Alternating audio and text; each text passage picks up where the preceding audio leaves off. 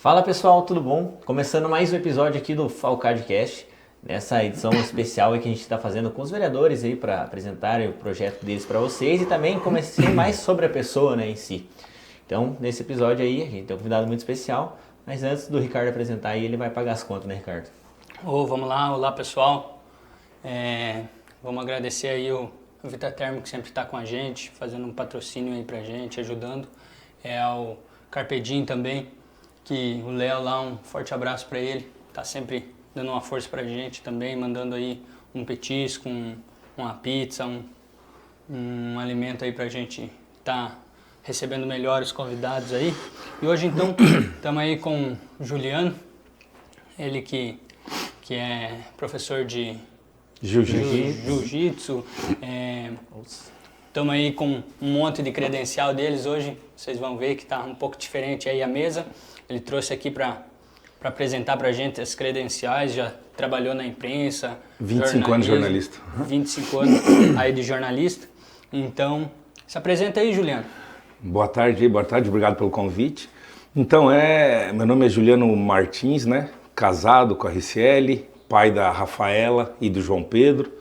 Tenho 51 anos, comecei no jornalismo mesmo, fiquei 25 anos trabalhando de jornalista, viajava, era transmissões ao vivo, então a gente viajava muito, viajei o Brasil inteiro, fora do país, Olimpíadas eu fiz, então fiquei dos 18 anos ali até os 42 anos fazendo só isso. Daí depois vem uma época que é difícil com filho e viagem, aí fui para a parte de ser assessor parlamentar, comecei na política, né?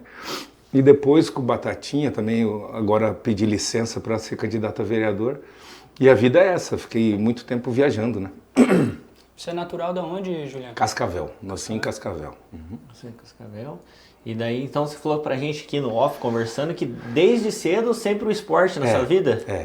Eu, novinho, a minha mãe meio preocupada que eu não parava, eu não dormia direito e chegou a me levar num neurologista, eu tinha 3 anos. E o neurologista falou, teu filho não tem nada, ele é simplesmente, ele é muito ativo, né? Não era nem não era ser hiperativo, era ativo mesmo. Ele falou, eu oriento a senhora porque eu tenho um filho que eu coloquei no judô, né? E a senhora pegue o Juliano e coloque ele no final do dia no judô, porque quando ele chegar em casa, ele vai cansar, ele vai dormir melhor, ele vai ser diferente. Foi ali, com 3 anos eu fui pro judô. E o esporte nunca mais saiu da minha vida, né? Comecei com 3 anos no judô. Então lá que já surgiu a paixão por artes marciais? Já. E na verdade era uma coisa que eu queria seguir. Daí eu fiquei até os 10 anos, daí no colégio acontecia uma coisa ou outra e como eu já estava há 7 anos treinando, eu acabava derrubando as crianças e pessoas, né? Ia brigar e eu derrubava, porque eu já sabia. Aí meu pai falou, Juliano, não dá mais, e daí me tirou do judô e me colocou no futebol. Daí eu fui pro futebol também. Mas a paixão mesmo foi a arte marcial desde o começo. E você chegou a ser jogador de futebol também? Não cheguei a ser, fui na categoria de base, fazer um teste no Vasco, com 16 para 17. Eu jogava daí não parei mais futebol, comecei salão, né, o Catur, naquela época. O meu primo já era jogador do Vasco, o Preto Casagrande é meu primo. E daí eu fui fazer um teste no Vasco, daí fui com 17 anos eu fui. E com 3 meses que eu estava lá, estava nas categorias de base ainda para ver se ia passar no teste. E daí meu pai se acidentou de carro, daí eu larguei tudo e vim embora para Cascavel para ajudar a cuidar dele. Daí não voltei mais a jogar bola, porque daí passou o tempo disso, né? E comecei a entrar na Tarobá, que inclusive o diretor da Tarobá era amigo do meu pai. E eu precisava trabalhar, porque meu pai parado, né? Aí comecei na Tarobá, como jornalista. E aí que veio essas credenciais todas que estão aí. Você poderia mostrar um pouquinho pra gente o que é cada uma aqui? Aí bolos e bolos de credencial aí. Aqui essas credenciais, a gente fazia esporte mesmo, né? Transmissões esportivas. Então, a Tarobá, ela era uma produtora, tinha 2 unidades de externas, você fazia para Globo, para o SBT, para a Record, para todas que contratavam. Então, quando eu estava em Cascavel, eu fazia jornalismo para Tarobá e a gente viajava muito, só que eu nem tinha tempo de fazer jornalismo porque eu viajava demais. Então, a gente fez Olimpíadas, eu fui para Sydney, né?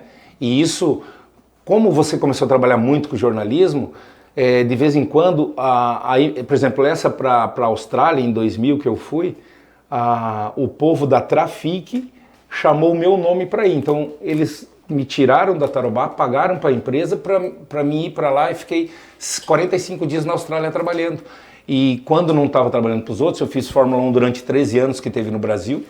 A gente ia lá representar, né? Porque eles contratavam o câmera, daí já não era a unidade externa da Tarobá, contratava o material humano mesmo, a mão de obra. Então a gente ia e trabalhava. Fórmula Indy também, todos que teve no Brasil eu fiz, começou no Rio de Janeiro.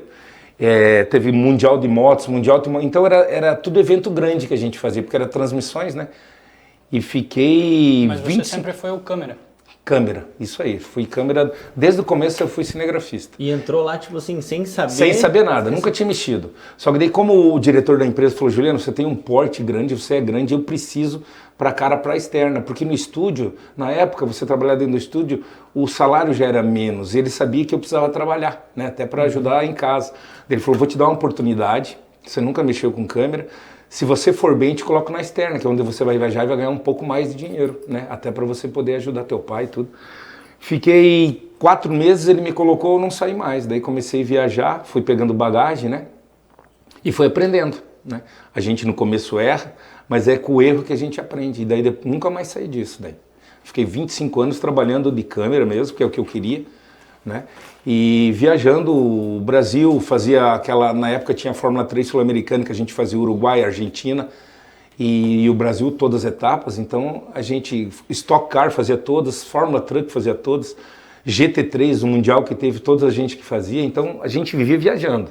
Então de 365 dias, final de semana, se eu passasse 2 finais de semana em casa, não tinha como fazer, porque Natal a gente fazia Natal Luz.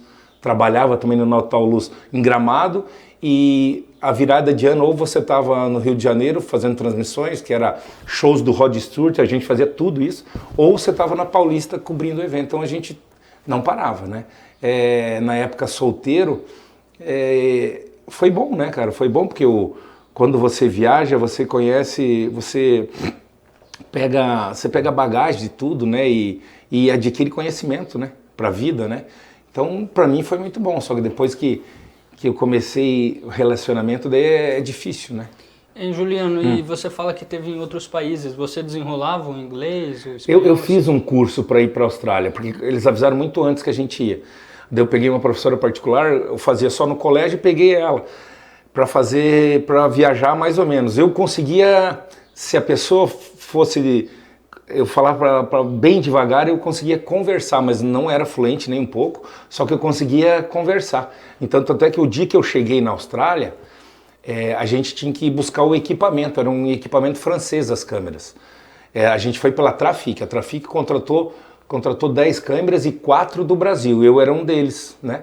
Então eu fui só material humano, cheguei lá, eu tinha que pegar o metrô, estava perdido, e um australiano viu eu meio perdido, não sabia, né? Viu que eu estava... Daí ele começou a conversar comigo, daí eu falei, se você falar devagar, olha só a educação, por isso que eu digo, né, que antes de eu viajar para a Austrália, quando o cara me falava assim, primeiro mundo, segundo mundo e terceiro mundo, eu não via diferença, eu achava que era tudo igual, né? E não é. Quando eu cheguei na Austrália, que ele viu eu perdido, ele veio, eu vou te ajudar. Daí ele ligou pro chefe dele, pelo celular, ele ligou, e falou pro chefe dele, eu tenho um rapaz aqui do Brasil que está perdido, eu posso ficar 1 hora chegar de atraso para me ajudar ele? O chefe deixou, ele me levou até o lugar e voltou. Daí eu vi a diferença do país de terceiro, que era o nosso, para um de primeiro mundo, que era a Austrália. É a educação do povo, né? Para aqui no Brasil o cara chega perdido, o cara se bobear leva lá, assalta, ou se bobear até mata. É assim no Rio de Janeiro, São Paulo. Então, o nosso terceiro mundo, eu vi muita diferença lá na Austrália. Você chega na faixa de pedestre, mesmo estando vermelho, você pisou, os carros param para você passar. A educação é absurda. Então, por isso que é bom viajar, você vê que existe isso fora. E que, infelizmente, no nosso país ainda está longe de acontecer, né?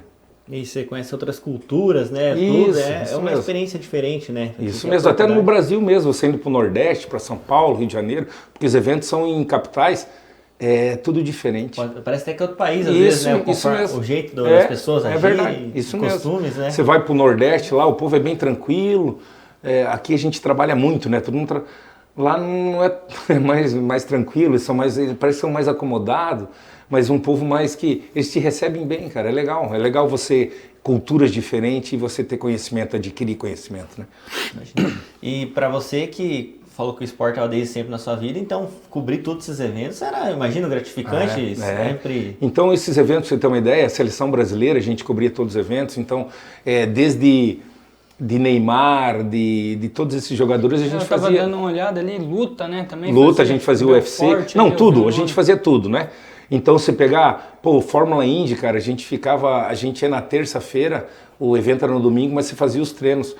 E a gente ia pros boxes depois que o caminhão, a unidade externa, fica bem no meio do autódromo, dentro. E a gente fica do lado de fora da pista, a gente fica com comunicação direto com o diretor de TV, até para ter uma sequência de câmeras. E depois a gente ia lá, você ia nos carros, é muito legal você ver isso, né? E jogadores, eu geralmente ficava dentro do campo, porque as lentes, para ter uma ideia, é que muita gente não conhece, mas tinha as câmeras normais e tem os caras que trabalham com lente grande, que são as super slow. E eu era das pessoas que trabalhava sempre com lente grande. Tanto em corrida, futebol, vôlei, basquete, tudo que você imagina a gente fez. Tênis com o Gustavo Kirten, a gente fez muito também. Então, o tamanho de uma lente que nós trabalhávamos é a 101. É desse tamanho só a lente, né? Você pega o cara tá a 1 quilômetro de você vindo do carro num final de reta que você chega e filma só, você consegue fechar só nele de tão que é potente a lente, né? É muito legal, muito legal. Bacana, né, cara? A gente também eu e o Gustavo estamos nessa área aí também, cara, fica babando nesses equipamentos grandes aí. É muito legal. Muito bacana. E aí, Juliano, como que foi então você ficou por quantos anos? 25 anos 25 viajando. Anos. Viajando e aí, como mesmo. que foi o final daí pra sair? Você tava falando, começou a iniciar porque com a daí eu família. fiquei, na verdade, foi assim, quando eu tava com 19 anos de Tarobá, porque eu sempre trabalhei só na Tarobá, do primeiro relacionamento meu, me separei. E a minha filha tinha 2 anos e ela foi embora para Curitiba. Daí eu pedi transferência de Cascavel para Curitiba ficar perto dela. E daí lá, eu ficando perto dela, eu fui para outra emissora. Veio uma empresa da Europa, o nome dela era Revolution, uma empresa da Europa só para fazer transmissões. E eu comecei a trabalhar para ela. Então, quando veio família já estava com dificuldade esse negócio de viagens, que daí você não consegue ficar perto da família, né? Foi quando eu tive a oportunidade quando eu fui pedir essa transferência, que eu fui para Curitiba, eu fazia também jornalismo, eu trabalhava dentro da Assembleia Legislativa, trabalhei por 8 anos lá, né? Isso pela Tarobá ainda, antes de ir para Revolution. E daí depois minha filha voltou embora para Maringá e eu continuei lá. E foi ali que veio o start, que eu era jornalista e comecei a ter conhecimento junto com deputados, que eu fiquei 8 anos. Você começa a entender da parte da política. Da política. E daí de lá eu larguei quando o André Bueno foi candidato a deputado estadual e ele se elegeu e queria que eu fosse assessor dele. Daí eu comecei a trabalhar com ele como assessor parlamentar do André Bueno. Daí eu larguei a profissão de jornalista e comecei a trabalhar como assessor. E daí, querendo ou não, sendo assessor de um deputado, mesmo você não tendo conhecimento político, você acaba sabendo tudo como funciona. Na verdade, quando ele te chama para você tem que ir atrás de conhecimento e adquirir para você poder ajudar ele. Porque um deputado, como ele fica muito em Curitiba, se ele não tiver um assessor no interior, não tem como ele saber o que está acontecendo, o que ele pode ajudar, o que não pode. Então o assessor é que vai junto ao prefeito, junto aos vereadores, ver o que a cidade está precisando. Tanto é que quando eu conheci a minha esposa agora, a Ricieli, a gente está junto há 15 anos. Quando a gente estava 5 anos juntos, que ela morou comigo em Curitiba também, a gente veio morar em Céu Azul, né? E eu vim morar aqui. E daí é aqui que eu fui assessor do André. Daí, para você ter uma ideia, eu não conhecia ninguém e através do André eu tinha que visitar os bairros, eu acabei conhecendo todos os bairros, porque eu identificava uma família que precisava de auxílio, porque eu falei para o André, André, você deixa eu trabalhar na área social, que é uma coisa que eu tenho interesse de ajudar pessoas que querem. Não estou falando de ajudar hoje, por exemplo, que nem o governo federal, que ele dá uma Bolsa Família, que ele amarra a família o resto da vida para ele ser eleito. Não, eu fazia o trabalho que eu ia nas famílias, eu identificava que não tinha comida, principalmente família que tinha criança, eu conseguia primeiro trazer o alimento, daí eu sentava com o pai e com a mãe, eu via quem tinha mais capacidade e dali, ou se eles não tinham identidade, eu fazia e levava eles para o mercado de trabalho. Esse é o trabalho social que você tem que fazer. Tentar tirar aquela família, mostrar a realidade. Não ficar ali alimentando. Você não consegue, até porque tem tantos para você ajudar que se você fizer isso só com uma família, ele vai ver isso o resto da vida. Né? E não vai trabalhar. Então, o que eu pegava? Eu pegava ou conversava com o pai e com a mãe, via quem tinha mais capacidade, levava para o mercado de trabalho e falei, agora a senhora vai trabalhar e vai ajudar a sua família. E outra, os seus filhos, vocês vão ser espelhos dele. Vocês ficando só em casa sem trabalhar, eles vão fazer isso na vida o resto da vida. A senhora tem que mostrar para eles que eles têm que trabalhar para ganhar o pão de cada dia. Então esse é o trabalho que eu fiz. E na primeira vez que eu fui para vereador, quando eu pus meu nome, que era pouco conhecido, e eu não pedia voto. Né? Por que você não pede voto? Porque o voto, quando você pede o voto, e eu não falo no município, eu falo estadual e federal. O voto ele é comercializado, infelizmente, no nosso país. O cara compra com gasolina, o cara compra com cesta básica, o cara compra com dinheiro. Então, quando eu fui a primeira vez, eu decidi não pegar dinheiro do partido de ninguém. Eu peguei meu carro, eu tinha um Peugeot 206, e eu e minha esposa, ainda ele não tava meio ruinzinho, né? Eu lembro de uma vez, mas isso faz tempinho já, cara. Você veio aqui em casa conversar com meu pai. Ai. Cara, mas isso devia ser em torno de 2014. Isso aí, quando eu fui a primeira vez candidato. Aí tava até você e o Hermes. O Hermes. Eu lembro que vocês chegaram ali, conversaram um pouco. Então eu fazia. Mas era, tipo assim, eu nunca tinha te visto também, era um pouco conhecido. Então eu fazia isso, eu ia de casa em casa, não usava dinheiro porque eu queria, porque eu ajudei muitas pessoas, né, em termos de situação, quando tinha problema que não conseguia, ou uma cirurgia de braço, alguma coisa, junto ao deputado a gente consegue ajudar essas pessoas. Então eu consegui fazer muito isso. E quando eu fui candidato, muita gente falou, mas o Juliano, né, disse, não vai fazer 70 votos. E eu fiz 245 votos na primeira vez e não foi votos, foi confiança. Eu falei, gente, eu não quero voto. Eu quero que vocês confiem que se eu estiver lá e puder ajudar vocês, eu não vou prometer que eu vou fazer tudo, que não existe isso. O cara que vem fala lá na TV ou em qualquer lugar que fala que vai fazer tudo, é mentira, não tem como fazer isso. A burocracia hoje na política é muito grande. Para o prefeito é difícil, para os vereadores também, mas o cara que quer trabalhar consegue, mas honestamente, né? E infelizmente a política, você pega uma porcentagem aí, se você falar que 30% é honesto, já é difícil você falar isso. Infelizmente é a realidade do nosso país. Isso aí eu não estou sendo pessimista, estou sendo realista. E eu vou tentar e vou fazer agora desse jeito, cara. Eu vou pedir confiança. Se a pessoa não confiar, não tem problema. E mesmo assim, se um dia ela falou, mas não votei em você e eu estiver lá, eu vou ajudar da mesma forma. Né? É confiança que eu quero, porque o voto é difícil. Né? Juliana, mas aí deu esses 200 e poucos votos e não entrou por conta? Não, eu entrei, eu fiquei entre os 9 mais votados. Na verdade, sim. Porque são 9, né? Eu fiquei, até meia-noite eu estava como até meus primos de Cascavel, parabéns, só que ainda tinha o problema da legenda. A legenda, né? Então, por exemplo, e daí no dia de manhã eu já não estava, porque daí... por você ter uma ideia, 3 que entraram, eu fiz mais votos e eu fiquei fora, que no caso foi a Maria, né, ela entrou por legenda, quem mais que entrou por legenda? Eu sei que, o Jorge Rieger entrou por legenda, porque ele fez menos votos também e entrou, e se não me engano a Margarete, não lembro qual os 3, e daí a legenda tira você, né? Uhum. Se o teu partido não faz tanto Isso mesmo, né? E daí vem do partido, a gente teria que ter feito mais 12 votos para mim conseguir a segunda cadeira do PDT. né? E daí eu fiquei fora, mas eu fiquei feliz. Até a minha esposa falou, mas Juliano, eu falei, Ri, a gente tem que ficar feliz, sabe por quê? Porque eu não foi voto que a gente ganhou, os caras confiaram, 245 pessoas foram lá e falaram assim, ó, esse menino pode fazer um menino, modo de falar, né? Pode fazer a diferença, mas honestamente, né? E eu acho que a política, na verdade, eu não precisa estar falando isso aqui, ela teria que ser assim. E daí quando você vê o que acontece, é por causa disso que acontece tudo.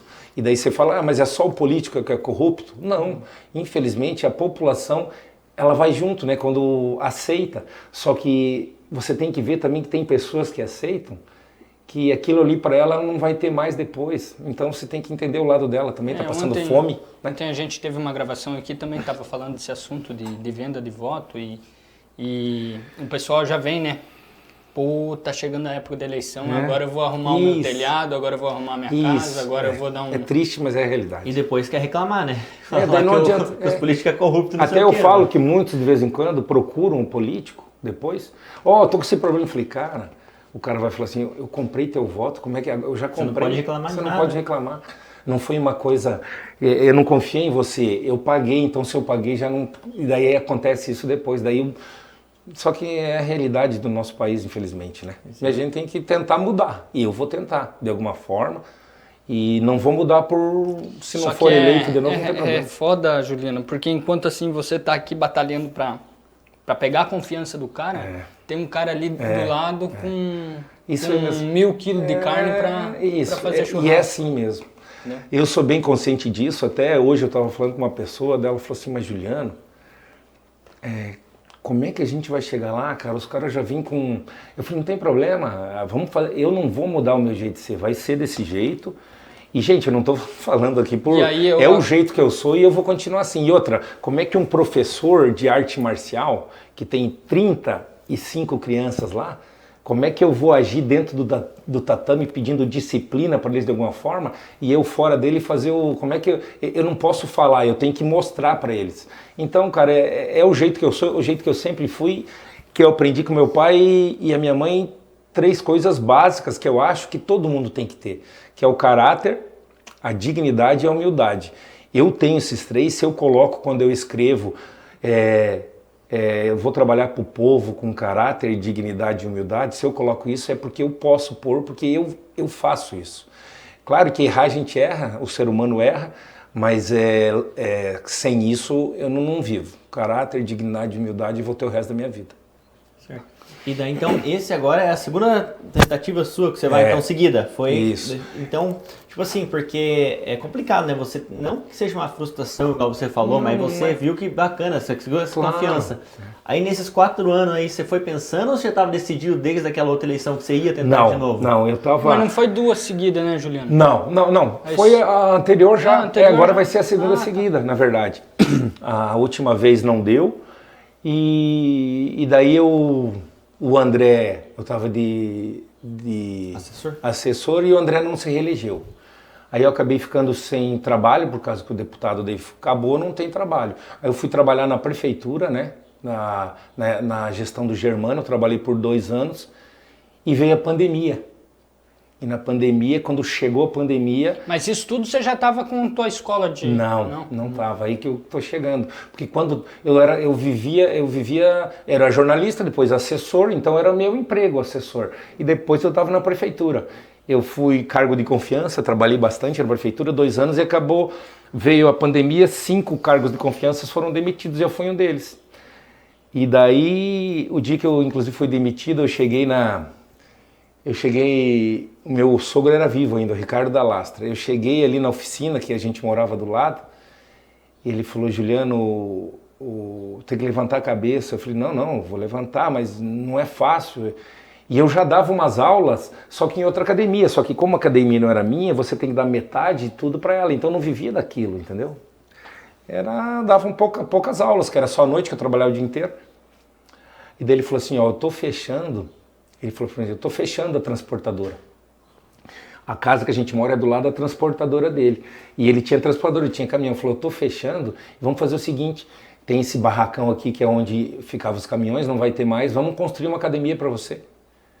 E eu falei, mas Ricardo, não tem dinheiro. Ele falou, não, a gente faz um financiamento e vamos se virar. E nessa conversa, no outro dia eu peguei o Marcelo, que era um aluno meu, o Marcelo Modesto, que é o Marcelão, que todo mundo fala, sabe? E ele era pedreiro, na verdade, ele é o mestre de obras, ele que, né? Eu falei, Marcelo, cheguei, chamei ele, falei, cara, você me ensina a ser pedreiro? Porque eu não tinha dinheiro para pagar a mão de obra, tentei financiar pelo menos o material.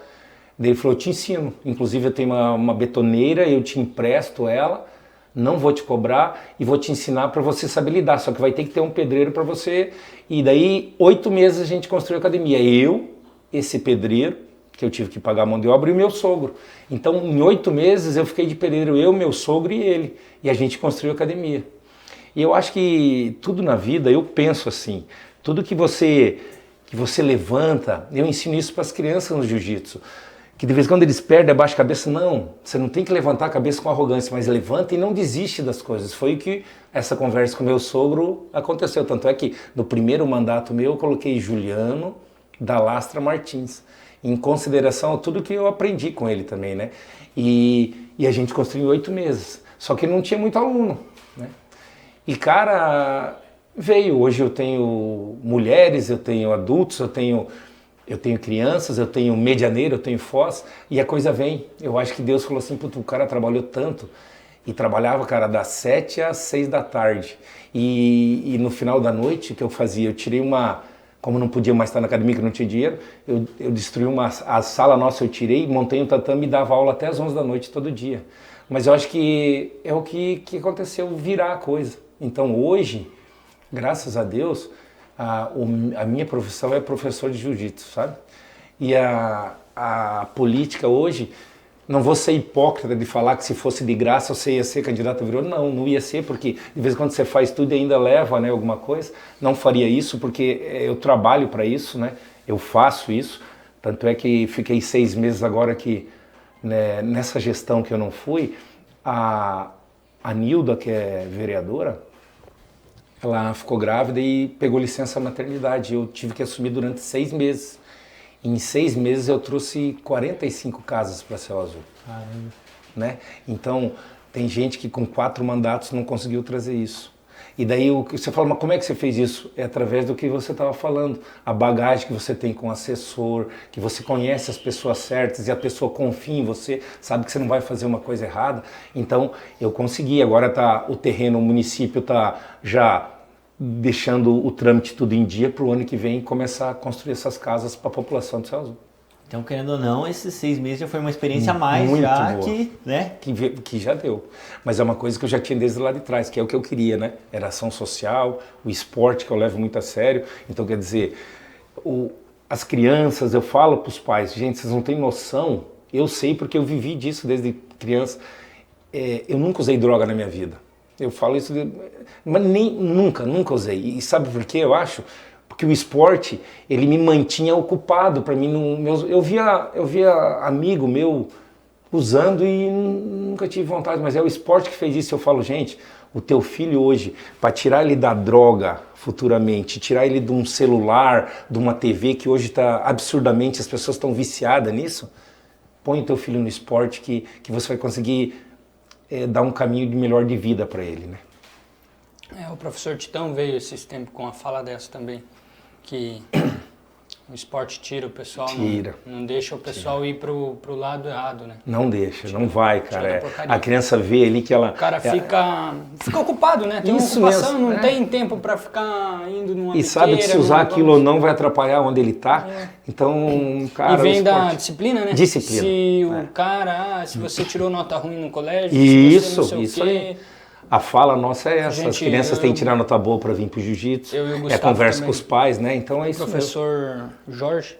A gente secundou bastante tempo com o Jorge, né? O Jorge é meu aluno, né? Meu faixa preta, meu primeiro. 13 anos comigo, ele foi faixa preta meu. Ele continua treinando comigo até hoje, é meu faixa preta, é meu aluno. E os 2 filhos deles também são faixa azul. Ele falava... O irmão que eu tenho é o Jorge, né? Ele falava, se... final do bimestre, tinha que chegar com o boletim lá. Se tivesse nota ruim... Porque educação, né, você fala, educação o professor não dá, é os pais que dão. Mas a disciplina, ela ajuda a encaixar na educação até para a criança se centrar num colégio melhor em tudo, né? E eu e o Ricardo sempre gostou de competir para campeonato, né? Então se nós não chegasse com nota boa lá... Pronto, daí você vê, tira o esforço que de vez em quando a criança não quer e vai. Às vezes é esse empurrão, né? Você tá ali na frente do caderno, pô, cara, mas eu vou dar uma estudada mais pra estar no campeonato. Você nem tá pensando ali na matemática e no português, mas pra estar lá, o esporte que faz isso, é verdade. Cara, e é uma falta, né, Juliano? Depois a gente dá uma olhada aí, cara, agora a gente também entrando no esporte aí, vê que, cara, tá faltando esporte na cidade, seria, tipo, não tem tanto apoio, seria mais bacana se tivesse um apoio mais legal. Eu por um tempo também competi, fiz motocross, e aí, cara, a gente tinha um problema que era uma pista, cara. Precisava só de um terreno lá pra correr de moto, andar e não conseguia. Eu lembro disso porque o João era pequenininho. Eu não sei se você viu algumas vezes, vocês iam treinar e eu e o João ficava fora assistindo. Sim. Que tinha aquele menino da contabilidade, que eu esqueci o nome. Savarins. E isso aí, daí eu vi ele e o João, ele falou, pai, eu falei, olha aí, filho, isso aí é esporte também, né? E é verdade, de vez em quando a falta de incentivo não te deixa ir pra frente. E aí acabou que, quanto eu, tivemos que vender moto. Isso mesmo, porque é custo alto, abandonar, né? Por frustração de não ter um incentivo, né? Porque daí o que acontecia? A gente tinha moto, tinha equipamento, tinha tudo, só que as nossas mães não deixavam ficar indo, tipo, andar em qualquer lugar, tinha que andar na pista. Sim. Até por conta de polícia e coisa errada, segurança. E aí, cara, a pista que a gente tinha ou era em Toledo ou em Cascavel. Inviável. Aí a gente na época tinha 17 anos, não tinha habilitação, não podia tinha como ir. O pai não ia parar o serviço para levar ir. Não pode também, entendeu? Né? Aí, cara, foi. E aí a moto valia aí seus 15, 20 mil.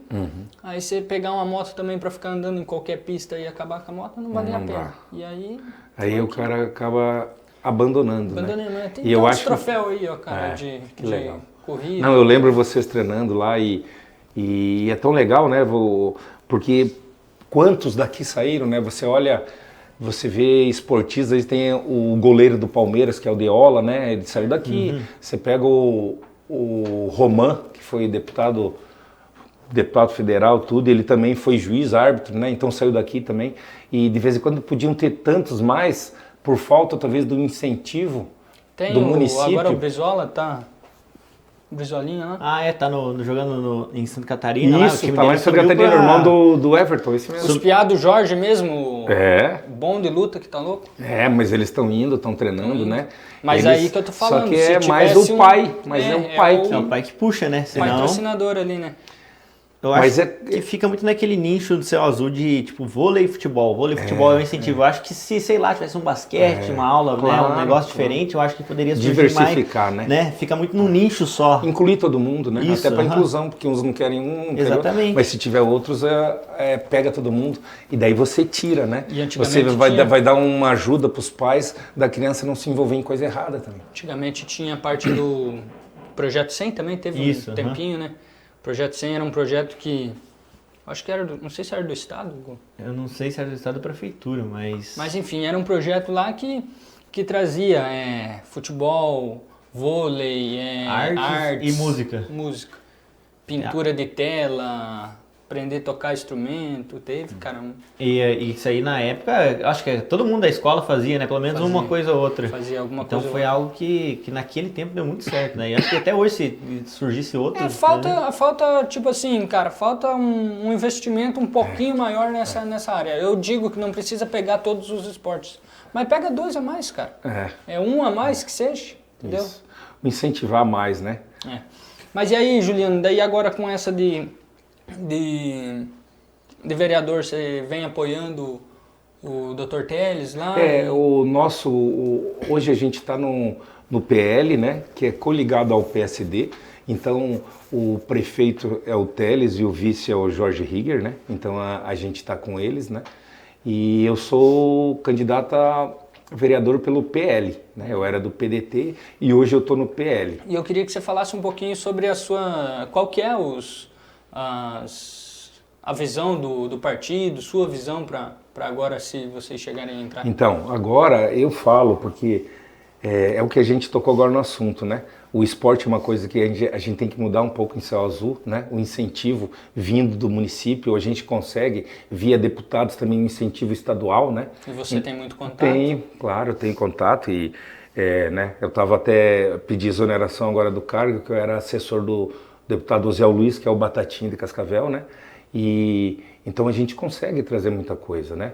Então, são projetos que futuramente nós, chegando lá como vereador, a gente vai buscar, né? Trazer incentivos de projetos que consigam trazer uma verba que o município consiga angariar mais crianças, né? Até para ajudar em todos os sentidos, de disciplina, porque a primeira coisa que você vê no esporte é a disciplina, né?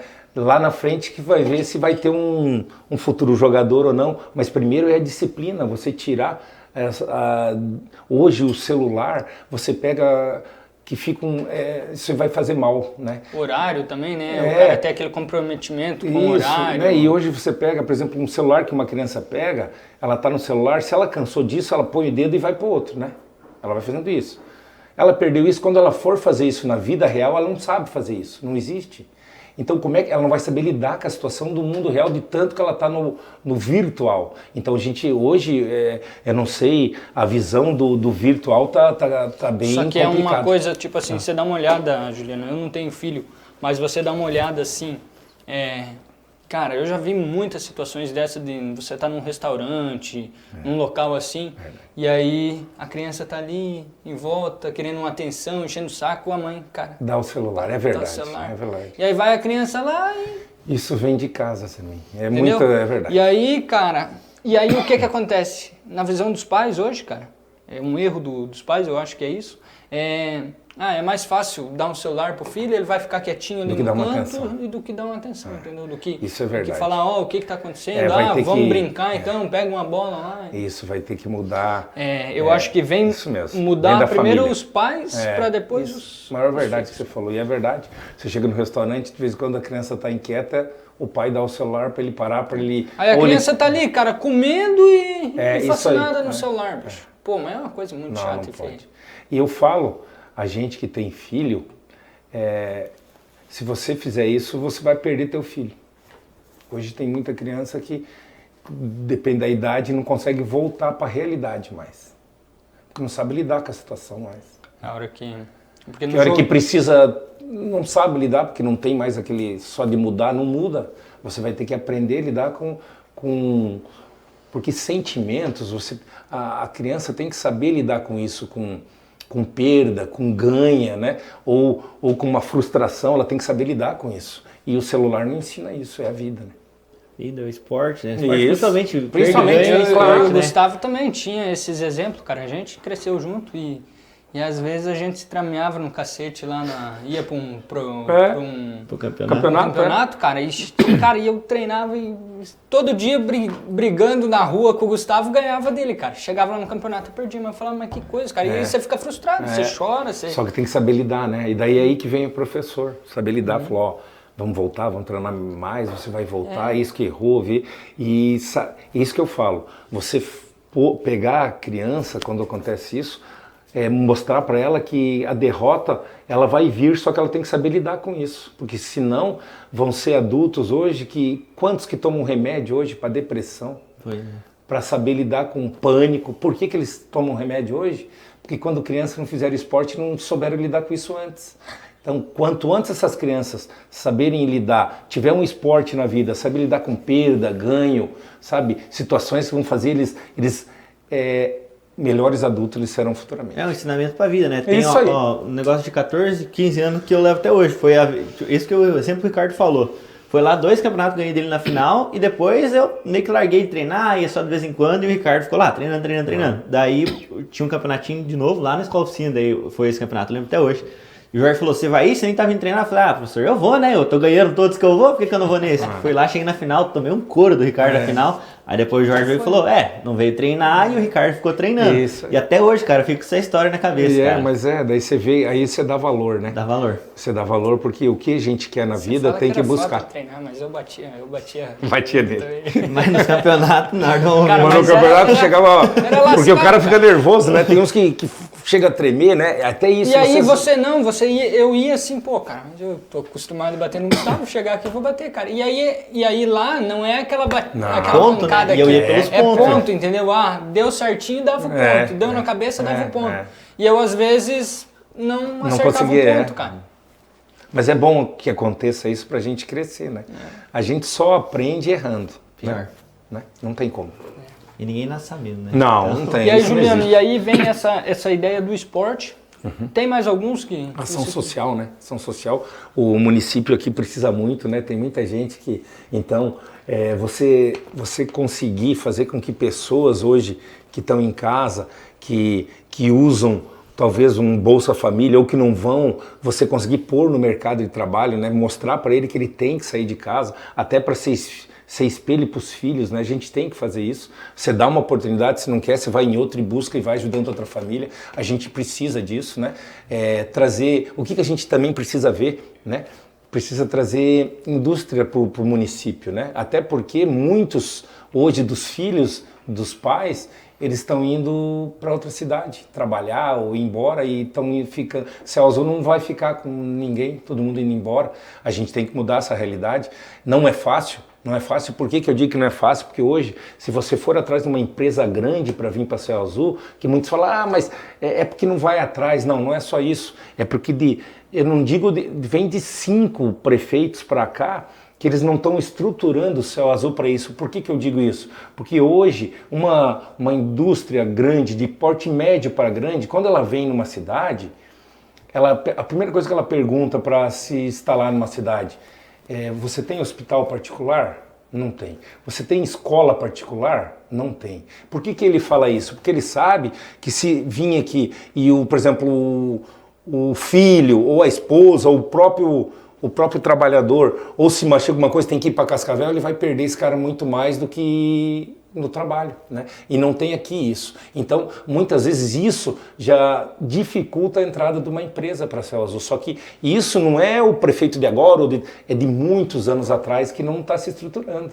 E eu não estou falando mal do hospital hoje, não estou falando mal da escola municipal, estadual que tem, mas é que a empresa quer isso. Talvez até para não perder o próprio a parte territorial, você vê como que é...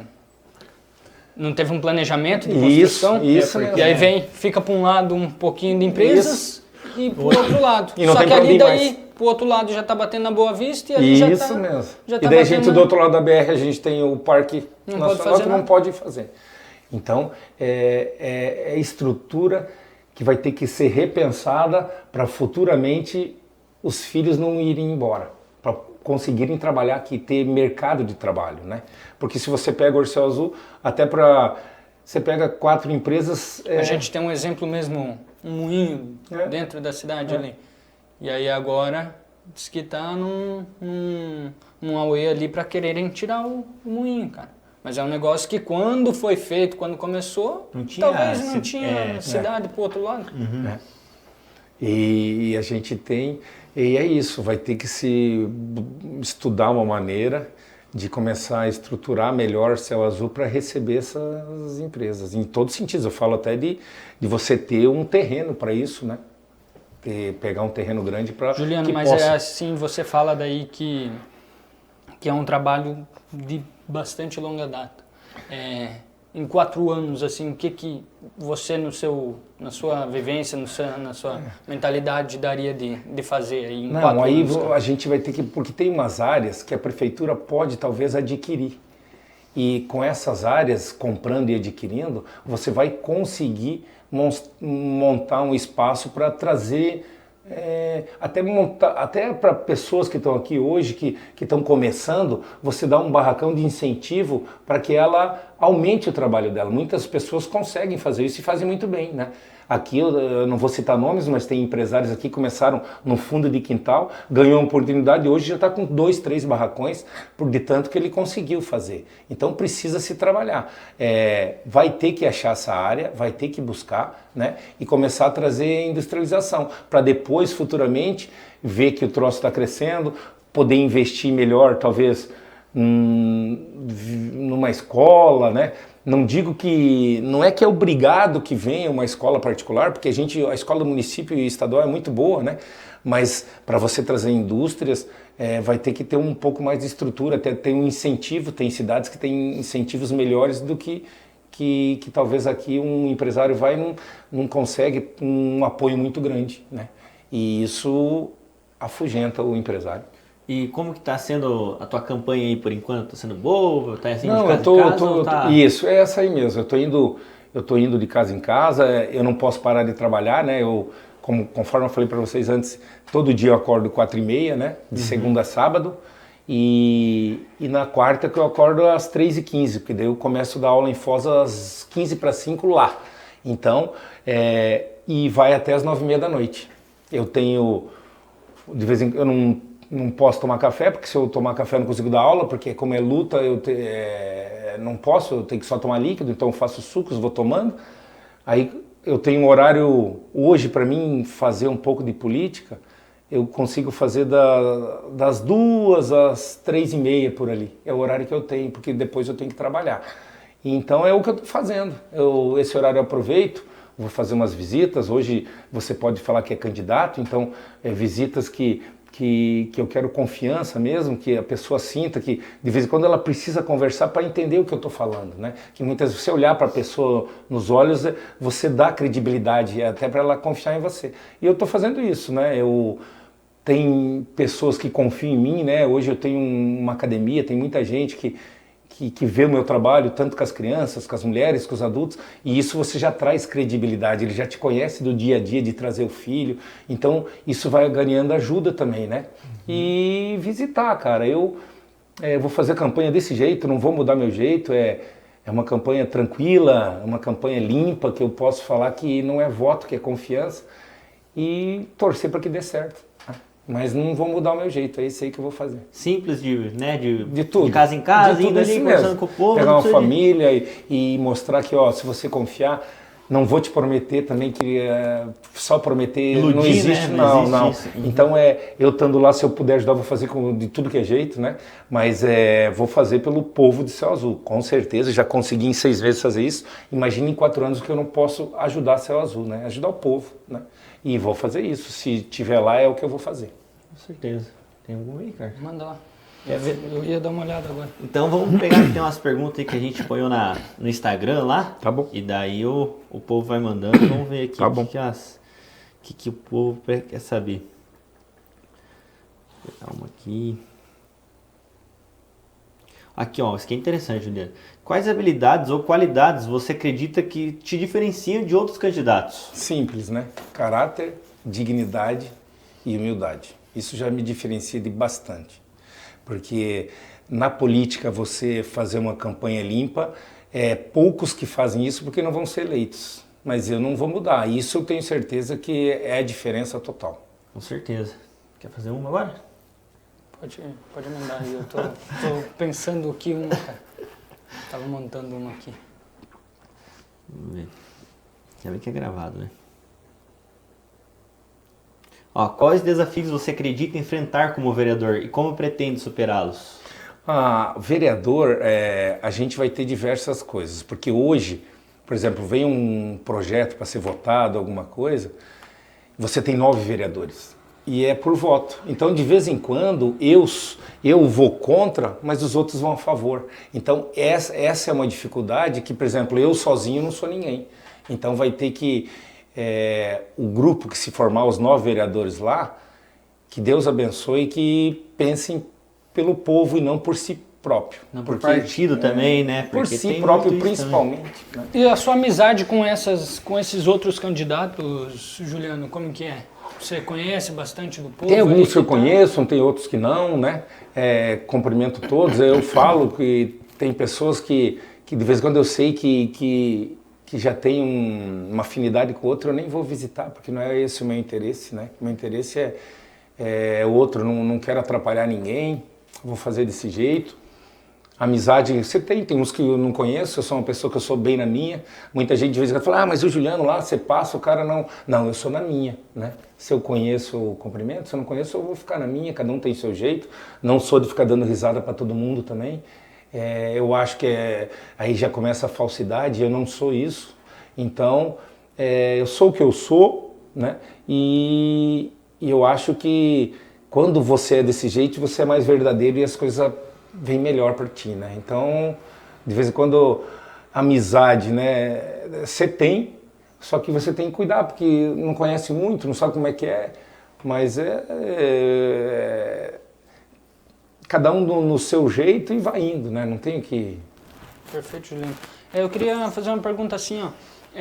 E pro futuro aí, cara, o que você pensa? Tipo, agora você é professor, quais que são os seus planos? Meus planos, por exemplo, eu amo o que eu faço, né? Se hoje falar assim, puta, você vai ser candidato a vereador e vai atrapalhar o teu trabalho, que é a academia, eu não faria, porque eu amo jiu-jitsu, nunca vou abandonar meus alunos para ser um político, não quero isso, porque é cansativo você acordar às 4h30, começar a dar aula e ir até as 9h30? Claro que é, porque eu dou em torno de 12 a 14 aulas por dia. E muitos são personal, então é luta, né? Então você cansa, mas cara, é uma coisa que eu tiro com dor, um dia tá doendo isso, outro dia tá doendo aquilo, mas eu amo isso. Então a política vai entrar na minha vida para mim poder ajudar as pessoas, é o que eu quero, eu vou fazer isso. Se eu for vereador, eu vou conseguir ajudar muitas pessoas. Claro que eu vou tentar ajudar as pessoas que mais necessitam, não se tiver uma que mais necessita aqui, que está mais ou menos, eu vou ajudar a outra. Eu vou fazer isso, vou dar prioridade para isso. Vou ajudar, se ela não quiser ajuda, daí eu vou ajudar a outra, né?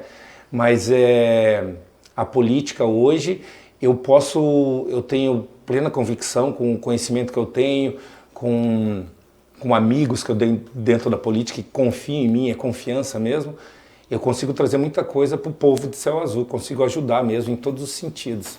E é o que eu vou buscar, mas que a política não é o primeiro da minha vida, não, a minha vida hoje é a minha academia, mas aqui em Céu Azul você consegue conciliar os dois tranquilo, né? Porque é uma vez por semana e de vez em quando um telefonema você consegue fazer isso, até porque hoje muita coisa se faz, né? O que o WhatsApp faz hoje, né? Antigamente não tinha como, você tinha que ir até a pessoa.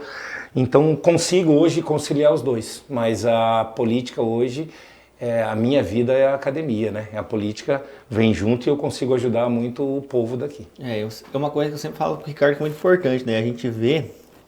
longe de querer julgar, né, mas julgando que quando a pessoa larga o serviço dela e tudo para ir viver só da política, eu já acho muito estranho, não, né? Isso o que você falou agora é tudo. Por que até penso em não largar? Porque vou te falar uma coisa hoje, e não vou citar nomes nenhum.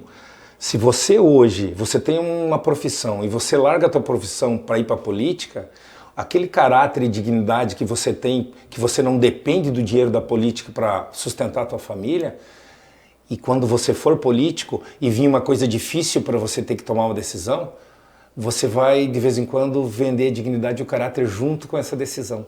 Por causa que hoje depende, hoje eu não, por isso que eu falo, não tem como eu ser só político. Vai chegar um determinado momento que, puta, mas se eu votar contra isso aqui, não, cara, eu não vou ter esse problema, porque o que sustenta a minha família é a academia. Então eu vou tomar decisões para o povo, que muitas vezes financeiramente não vem para mim e nunca vai vir, né? E pode ter certeza, a pessoa que entra na política e depende totalmente do financeiro para sustentar a família, não vai tomar decisões com caráter e dignidade, porque não vai conseguir. Pensar acima em si, né? No povo. Isso não. Mesmo. Infelizmente ele não vai conseguir. E graças a Deus eu hoje com a academia eu consigo ajudar o povo sem precisar, né? Sim. E você ter o caráter e dignidade junto com você o resto da tua vida ali. Falando um pouquinho da academia, que você falou do judô lá que você começou pequeno, e o jiu-jitsu, quando que você começou com as aulas, começou a aprender, como que foi? O jiu-jitsu, com 30 anos eu comecei a fazer uma aula com o meu ex-patrão, que é o André Bueno, que é deputado estadual. A gente jogava muito futebol, ele falou, Juliano, por que você não treina jiu-jitsu? Eu falei, cara, jogando bola, eu comecei a fazer na casa dele um personal junto com um professor e depois nunca mais parei. Então hoje eu estou há 21 anos fazendo sem parar. Eu sou faixa preta já há 8 anos, vou fazer 8 anos agora em dezembro de faixa preta só, né? E há 21 anos treinando. Faz 21 anos que eu não bebo, né? Então o jiu-jitsu veio para me ajudar em todos os sentidos. Não que beber faz mal, mas é uma coisa que eu não preciso mais nada, nem uma bebida alcoólica. Eu consigo ficar sem e até preciso, como é que eu vou dar 14 aulas num dia se eu um dia for no churrasco e beber à noite, no outro dia eu não consigo fazer isso. Perfeito, Juliano. Cara, eu queria te pedir também como que é que funciona o pessoal que está assistindo lá, uma mãe, um pai que quer apoiar o filho no jiu-jitsu, como que funciona para participar do teu... Então, a minha escola é ali na rua Martim Lutero, 357, né? É ao lado do Bolão e onde era a transportadora da Lastra. O pai vai levar o filho. Até muitos pais chegam e falam, Juliano, eu quero que ele faça. Eu falei, não é assim que funciona. Ele tem que vir, ele tem que gostar da aula. Porque se ele não gostar, não adianta eu ficar com ele. Eu falo para os pais isso porque é o seguinte, ele não pode fazer uma coisa forçada. Você não pode forçar um filho a fazer uma coisa que ele não gosta, que ele não vai fazer bem feito e vai... O teu filho não luta? Luta desde os 5 anos, né? Ele tem 10, faz 5 anos que ele faz jiu-jitsu. Ele... Só que ele joga muito futebol hoje, né? Joga bastante, joga bola... Ele está jogando hoje, joga para um time de Cascavel, ele treina em Matelândia, Medianeira ele também treina. E treina aqui com o Everton também, então o João todo dia joga bola, só que 2 vezes por semana, na quinta e na sexta ele faz um personal junto com outros meninos, que são 5, e eles treinam comigo, jiu-jitsu. Então o João tem 5 anos já, foi para diversos campeonatos, e para a vida dele isso ele vai ver que foi a melhor coisa que ele fez na vida. Para aprender a lidar com isso, ele não gosta de perder, teve que aprender a perder, porque um dia ele perdeu, eu falei, João... chorou, falei, não, levanta a cabeça, cara, vamos voltar a treinar, o ano que vem você vem, no outro ano foi lá e ganhou do mesmo menino. Então, quer dizer, ele viu que pode fazer, né? Sabe, aprender a lidar com as situações, né? E aí tem um valor ali, uma mensalidade? Isso, mensalidade. Então, eu tenho GB Kids, que é crianças de 1 ano e meio a 13, 14 anos. Aí eu começo já no adulto, que eu tenho os graduados meus, e tenho o feminino também, que tenho 2 turmas femininas. Né? Que hoje tem 8 mulheres. Alunos homens eu tenho acho que 20 alunos, junto com Medianeira e Foz do Iguaçu.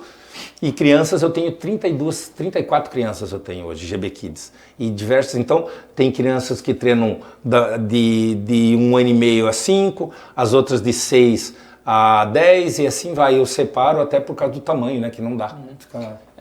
Juliano, e... A história do jiu-jitsu, como que é, cara? A história é o seguinte, o jiu-jitsu ele foi criado, eles falam isso, é os Gracie que criaram, que é essa academia que eu represento, a Gracie. Gracie Barra, mas é um Gracie. O Carlos Gracie, ele e o Hélio, eles moravam em Salvador. E eles chegaram 2, 3 vezes no colégio, eles eram magrinhos, tinham 60 e poucos quilos e levavam bullying e apanhavam no colégio. E um dia chegaram machucado, o pai era empresário, e tinha um japonês que veio do Japão para ajudar o pai dele. E ele viu 2, 3 vezes que ele viu, ele chegou no pai dos meninos, do Carlos e do Hélio, e falou, eu sei um pouco de arte marcial, você quer que eu ensine teus filhos primeiro a se defender? Ele começou a ensinar um esporte para eles, tipo um judô da vida que ele ensinou, e eles, através daquilo que eles aprenderam, eles fizeram o jiu-jitsu brasileiro, que eles que criaram, com alavancas. Então, o que eles fizeram? O menor poder fazer frente ao maior, o mais fraco ao mais forte, e através de alavancas. Então, o jiu-jitsu, você não troca soco e chute. O jiu-jitsu, ele é imobilizações de punho, cotovelo, ombro, joelho, pé e pescoço. Você aprende a imobilizar, né? Para não falar quebrar só, né? Porque se a pessoa continua te agredindo, você vai acabar quebrando o braço ou o pé, o joelho, o punho, o cotovelo, o ombro, a gente aprende isso, a imobilizar a pessoa para não brigar. E a primeira coisa que eu falo quando uma criança entra quando ouvir alguma coisa de agressão, eles vão saber fazer base, postura e se defender para não precisar brigar. E se precisar, vão derrubar e imobilizar. O professor Jorge ensinava muito isso pra gente. Fugir da confusão. Isso. Qual que é a melhor briga que eu falo para eles? É não brigar. A não ser que daí quando você é agredido, aí você tem que se defender. Por exemplo, um faixa preta, o Jorge, se eu na rua bater o carro, sair do carro e acabar agredindo o cara, quebrar o braço dele, alguma coisa, eu sou expulso da Gracie Barra e vou para cadeia, porque o faixa preta ele é considerado arma branca, como se você tivesse uma faca na mão, porque você treinou anos para machucar um cara. Agora, porque hoje tudo tem vídeo, né? Tudo tem câmera em tudo que é lugar. Aconteceu uma briga, o cara me agrediu, aí é quando eu posso usar o que eu aprendi. Mas eu não posso, o cara me xingar, eu tenho que baixar a cabeça e não posso agredir ele. Até porque eu vou pra cadeia, né? Por arma branca. E a gente no jiu-jitsu preza isso, não brigar. Evitar a briga, a melhor briga é você não brigar, só que a partir do momento que você é agredido, você tem que se defender, porque as crianças, desde criança, mulheres e homens, eles têm que saber se defender. O jiu-jitsu, ele é defesa pessoal. E hoje... ele é diferente de um Krav Maga, então ele, de um MMA, de uma outra luta, e ele não vai ter nada de soco e chute. Não tem nada. Até no jiu-jitsu, num campeonato, se for empurrar com o pé e acabar dando um chute, você é desclassificado, você não pode fazer isso. Na verdade, um lutador de MMA completo tem que ter um jiu-jitsu bom, Não, né? hoje não existe, né? Quem não treina jiu-jitsu. Até porque o primeiro UFC que teve, os caras falavam que o jiu-jitsu não valia para nada, que eram os brasileiros que fizeram, e ele ganhou 1, 2 e 3, porque eles pegavam o campeão mundial de boxe, campeão mundial de karatê, campeão mundial de Krav Maga, de taekwondo, de sumô, de judô e pegaram de jiu-jitsu. E quem ganhou foi o jiu-jitsu, os primeiros 3. Então provou que a arte marcial do jiu-jitsu hoje, não existe um lutador que não faça jiu-jitsu. O cara pode levar 2, 3 socos defendendo, ele derruba, imobiliza e acaba a luta. Um mata-leão, né? É o que acontece. Por exemplo, bastante. do Charles, por exemplo. Charles do Bronx, o que ele faz, assim, né? Derruba e pega. Ele pode apanhar a luta inteira, isso. né? Mas no Você final... viu que ele leva. E o que ele faz? Ele defende. Ele não vai levar o soco, então vai bater, então não vai vir aquele soco tão potente que ele consegue defender. E daí depois ele vai lá, derruba, porque a gente aprende. Nossa zona de conforto, o jiu-jitsu, não é na vertical, é na horizontal, no chão. Então a gente aprende derrubar e imobilizar. É o que faz.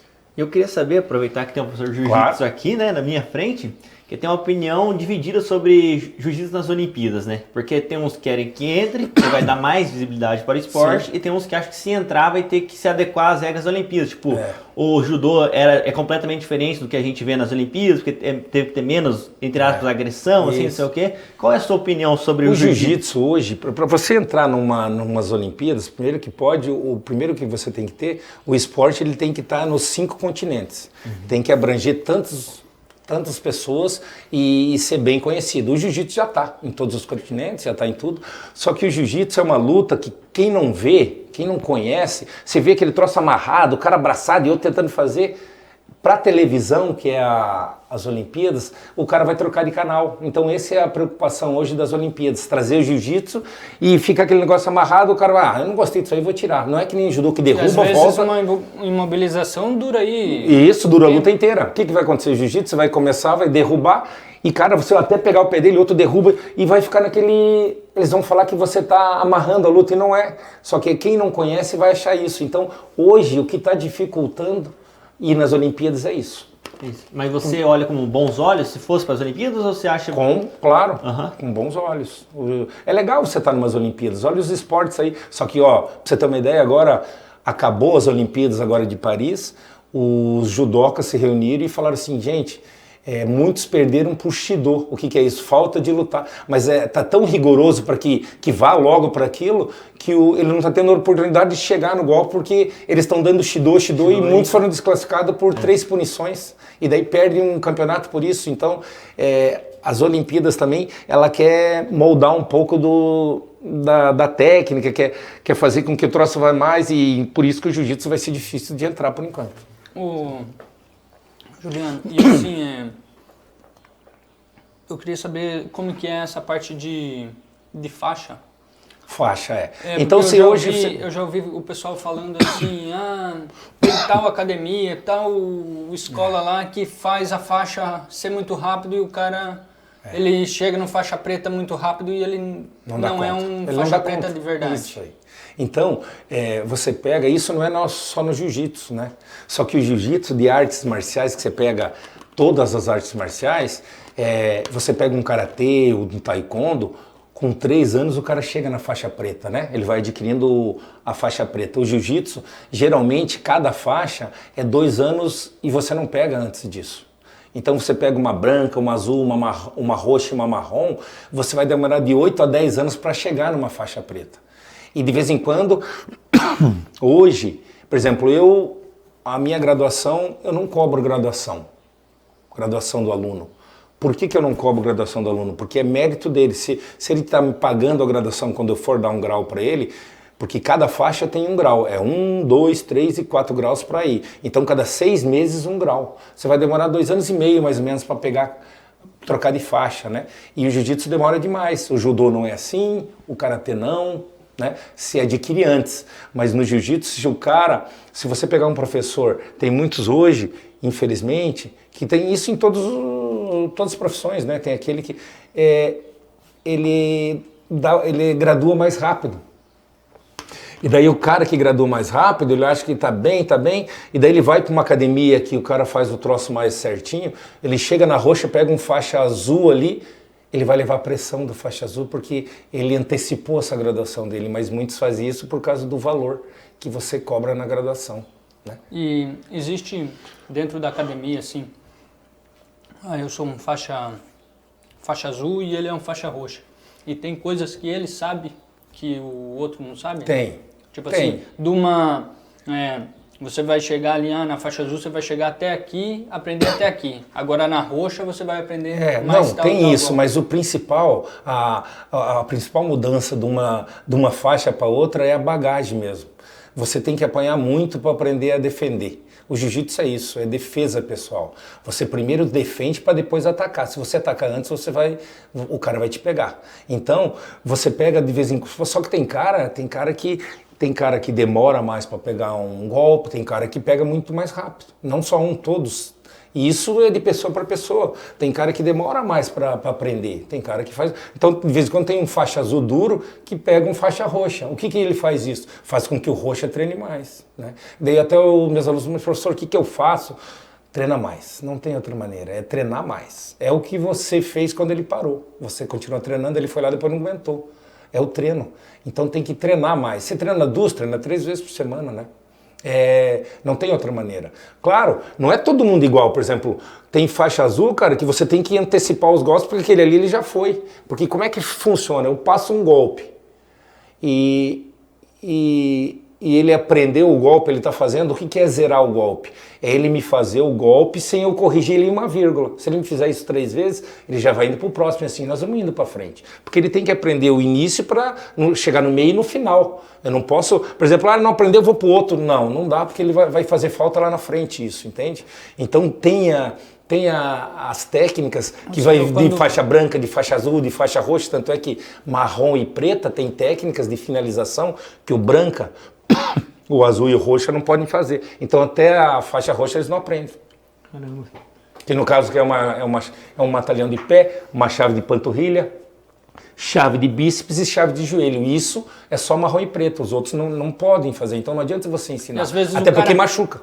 E às vezes o cara tem sabe todas também, mas não tem talvez um preparo físico bom, né? Isso. Eu lembro que tinha um golpezinho lá, cara, que era cara, só de você chamava o cara aqui na guarda e só de apertar a guarda na costela chave de rim, do cara. que não pode, né? É chave de rim, é proibido no jiu-jitsu, mas se você fechar a guarda e você esticar, o cara não aguenta dor. É rim, chave de rim. Assim, com a perna, e esticar a chave de rim, não pode, né? Mas numa rua você usaria para defesa pessoal, por exemplo. Às vezes você ganhava a luta só com Só isso. Só que porque técnica, o cara não né? tinha, o cara não tinha um preparo. Se ele tivesse um abdômen mais firme, Mas por isso que eu digo, o jiu-jitsu quando você entra no tatame, primeiro tem todos os exercícios para você fazer, para você fortalecer teu corpo. O que for o jiu-jitsu fortalece mais? Todo o corpo, mas mais coluna e abdômen. É o que você tem que ser muito forte até para aguentar o tranco, né? Eu precisaria fazer musculação para aguentar o jiu-jitsu. Só que eu não gosto de musculação. E não tenho tempo para isso, porque eu dou muita aula. Então, eu não consigo sair do treino, não consigo ir para musculação. Mas eu precisaria, para deixar, para me lesionar menos, né? Porque quando você faz muita aula, te dá overtraining, é excesso de treino que te dá as lesões. Né? Então você tem que saber lidar com isso. E você, no seu caso, todo dia? Todo dia, é bastante. E vai aprendendo a lidar. Daí você usa mais técnica do que força, né? Então, quando você tem uma graduação acima, você consegue aprender com que fala, não, aqui eu vou usar menos, eu vou esperar um pouquinho mais. E é assim que é a visão, cara. O jiu-jitsu, ele é uma nova maneira de vida, o cara que faz, né? De vez em quando você fala para o aluno ali, faixa branca, faixa azul, ele fala, professor, tá louco, não sei o quê, mas quando ele chega na roxa e na marrom, ele fala, pá, o cara tinha razão, e eu achava que ele tava... É uma nova maneira de você ver tua vida. Olha, eu, 21 anos sem beber nada, né? Então, eu bebi assim na noitada, que nem a gente bebe, piá.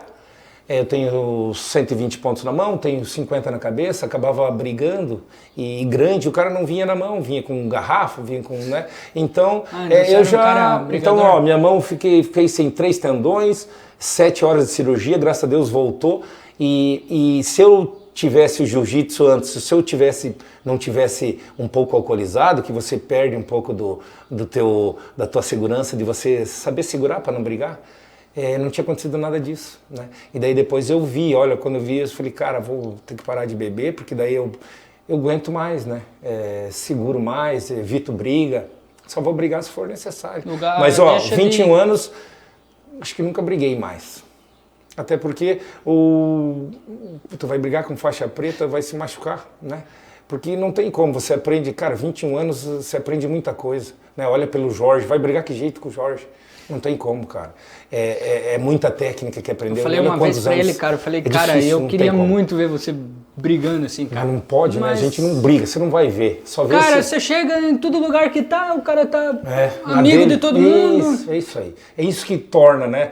Mas, claro, que tudo na vida você tem os caras, aqueles faixa preta, que são os bad boys, né? Que vão lá, vão pra brigar e tem isso, né? Tanto é que acaba vendo lá, o cara brigou e não sei o quê.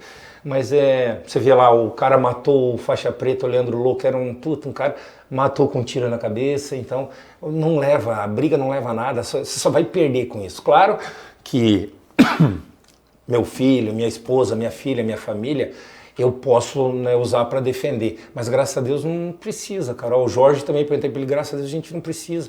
Tem o Marcão, o Marcos Rolfeder, meu faixa preta, é um cara muito duro, muito bom. Também, cara, quem que vai brigar é difícil, ele é na dele, ele vai evitar, ele vê que o troço tá ali, ele para. Então você aprende a lidar com isso. E é um cara que não bebe também, né? Não bebe. E aí, tipo assim, você para de beber, cara, também eu bebia. Tua vida muda. Você começa a deixar de ir em alguns lugares que você frequentava, tipo... Isso mesmo. Se antes eu ia naquela balada, cara, hoje eu vou fazer o que lá? Vou jantar, né? Vou sair jantar, né? E é verdade, você muda a tua maneira de vida. Então, olha aí, 21 anos, nunca mais briguei, não precisei brigar. E se Deus quiser, nunca vou precisar, né? Porque melhor, né? Claro, porque não vale para mim, não vale para pessoa, não vale para ninguém isso. E vou mostrar o que pro meu filho, que eu falo que não é para brigar e brigo, né? A não ser que seja para defender, daí é outra coisa. Juliano, eu acho que, cara, 1h30 aí quase de bate-papo já, acho que vamos finalizando. Queria só pedir para que você deixasse uma mensagem aí para as gerações que estão vindo, gerações mais novas aí, como você tem uma vasta experiência aí no mundo e é um faixa preta, é educação, disciplina, tudo isso. Então eu queria que você deixasse uma mensagem para a piazada mais nova aí. Beleza. E uma mensagem, como agora você é vereador, fazer outra. Se você vender teu peixe aí, fica à vontade. Beleza. Então, principalmente para as crianças aí, que de vez em quando estão em casa e não estão fazendo um esporte, eu não falo só o jiu-jitsu, eu falo todos os esportes, eu falo futebol, vôlei, basquete, o que você quiser fazer, um violão, qualquer coisa que você faça, crianças, saiam um pouco da tela, saiam do celular e vão aprender coisas novas para que a tua vida tenha mais um pouco de disciplina, um pouco mais de comprometimento, que você aprenda a lidar com as situações. O quanto antes você entrar no esporte, ela vai te direcionar muito mais para o caminho certo. Eu falo isso para os pais, não só para as crianças. Pais, vocês que estão vendo aí, usem o esporte para o seu filho ter uma vida mais tranquila, uma vida melhor, uma vida com disciplina. Ela já vai ter muito na vida aí, que chega na puberdade aí, 15 anos, 14, não é fácil. Eu tenho minha filha que está com 19 anos hoje, ela entrou, não é fácil lidar, é difícil, parece que daí o pai não vale nada, que ela acha que sabe tudo, e depois depois de um ano ela voltou e falou, puxa pai, você tem razão, desculpa. Então façam isso, pode ter certeza, pais, pegam os seus filhos e coloquem no esporte para que eles tenham uma vida mais tranquila, eles vão saber lidar com as situações, não vão ser adultos que precisam tomar um medicamento ou para pânico ou para depressão. Eles vão saber lidar quando vier uma dificuldade na vida, né? Em todos os sentidos. Então o que eu deixo é isso: peguem seus filhos desde novos e coloquem eles no esporte, né? Na cultura, eu digo até num violão, o que quiser, mas que incluam eles dessa forma, que eles não fiquem em casa e pensar em coisa errada aí, certo? E se alguém quiser votar no Juliano, qual que é o número? O número do Juliano é 22.000, 22.000, né? E não é voto, né? É uma confiança. Se você sentir aí, ouvindo, eu confio. Se você não sentir, não vota numa pessoa que você confie. Mas eu quero confiança mesmo de parceiro, de falar assim, cara, se eu tiver um amigo ali que está indeciso, eu vou dar teu nome, porque eu acho que você vai fazer diferença lá na frente, é isso que eu quero. Não quero o voto. O voto, eu falo que ele é muito difícil de lidar, e eu não sei lidar com ele assim, então é confiança mesmo, como se fosse um amigo que vai te ajudar, se puder. Não adianta prometer 1000 coisas que você não consegue cumprir.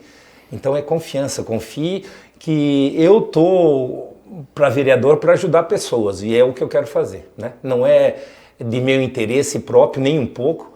Eu vou estar lá com caráter, dignidade e humildade, e o que eu puder eu vou fazer para ajudar a população de Céu Azul.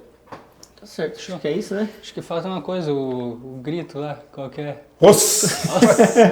O jiu-jitsu usa o osso, todo mundo fala, cara, o que é o osso? O osso é quando você dá a mão, você fala osso. O que é isso? É obrigado que a gente treinou, obrigado que você confia em mim, obrigado que você não me machucou, porque o jiu-jitsu é a única, isso eu posso falar, única arte marcial de todas, que quando você pega o braço do cara, você dá a oportunidade do cara fazer assim, ó, bater e falar assim, cara, já deu.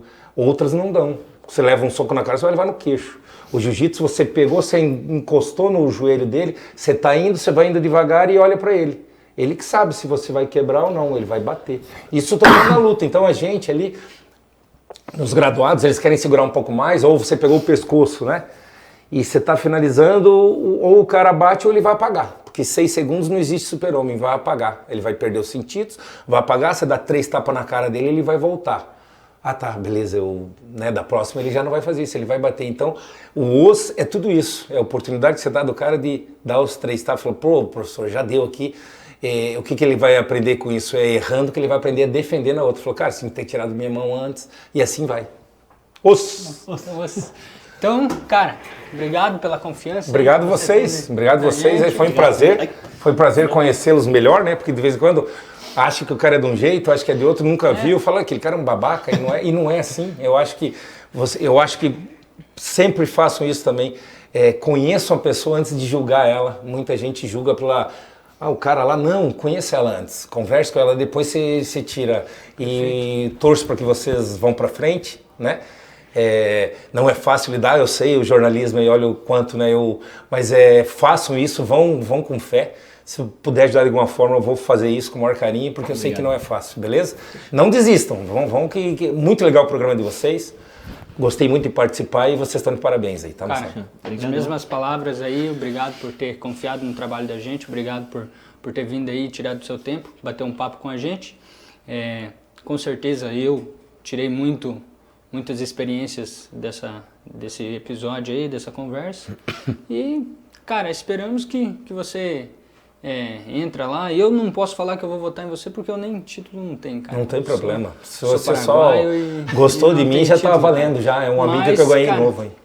Espero sucesso aí na sua caminhada também, nas suas academias, com o pessoal. Obrigado. Adorei o bate-papo. Gu? Também, eu adorei muito conversar. Tava falando com o Ricardo, já tinha vontade até de fazer jiu-jitsu, então... Legal, que legal. Aí, ó, já tem uma oportunidade para frente. Aí, então, muito obrigado por vir aceitar esse convite. Eu sei que, né, não é fácil, dois piá querendo falar de política e tudo, mas a gente tá aí dando a cara a tapa assim, pra não, isso. cara. E, então, muito obrigado por vir, e é isso, né? E é isso que vocês têm que fazer, cara. É muito legal o que vocês estão fazendo. Continuem com isso, que isso ajuda o povo a ter visão diferente. Gu, paga as contas lá, hein?